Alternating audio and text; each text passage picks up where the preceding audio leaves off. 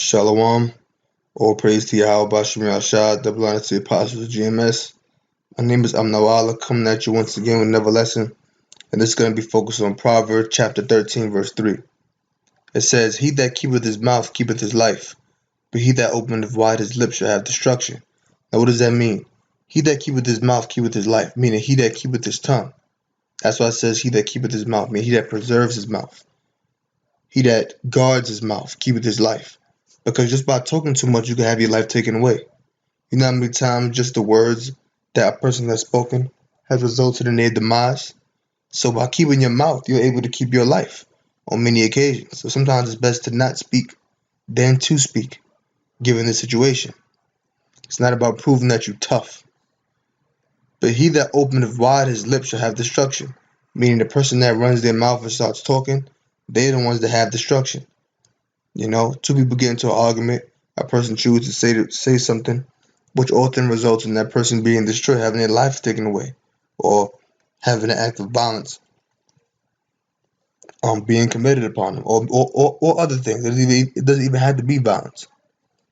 And you look at that word keepeth in the Hebrew, the word there is natazah, which says to guard, watch over, keep, to watch, guard, keep, to preserve, guard from dangers, to keep, observe, guard with fidelity, to guard, keep secret, to be kept close, be blockaded, watchman. And that word there for fidelity is faithfulness to a person, cause, or belief demonstrated by continuing loyalty and support. So to guard your mouth with fidelity means to guard your mouth with faithfulness. Okay? And that word there for open the mouth wide is pasak.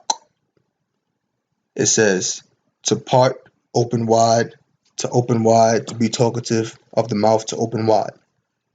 So when it says, but he that openeth wide his lips, meaning he that is talkative with his lips shall have destruction, the person that yaps off at the mouth. Let's get another scripture. Proverbs chapter 13, verse 5. Even so the tongue is a little member, or the tongue is a little muscle in the body, and boasts of great things, but the tongue can boast great things. A lot of pride can be spoken with the tongue. Behold, how great a matter a little fire kindleth. A tongue is like a little fire, but it can kindle a great matter just by the words that's being spoken. Just by a little member like a tongue being used to speak can bring forth a large amount of commotion.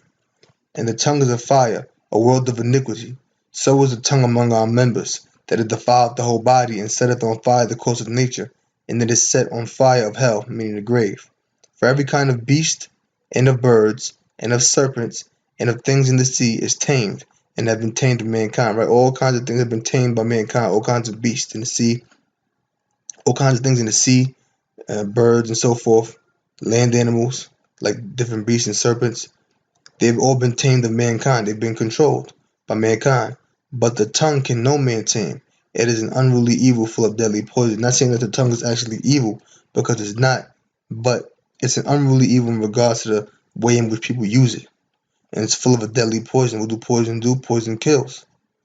Just as we read before in Proverbs 13:3 when it says, He that openeth wide his lips shall have destruction. Okay? So poison can destroy you. And to end it off with this scripture right here, Proverbs 15:1, a soft answer turneth away wrath, but grievous words stir up anger. So a soft answer can turn away wrath. Look at that word for soft. That word there is rock. And it says, tender, soft, delicate, weak, tender, delicate of flesh, weak of heart, timid, soft of words, gentle words. So when it says a soft answer turneth away wrath, it's saying tender words, delicate words, weak words, gentle words can turn away wrath. Okay? They can turn away anger in someone just by saying soft words, just by saying certain things not meant to stir the person up into anger.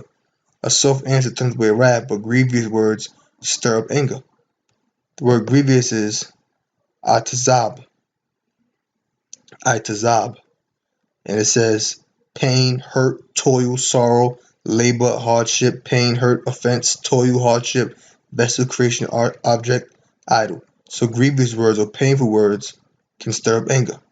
So with that, I'm going to close, and I'm going to say, shalom.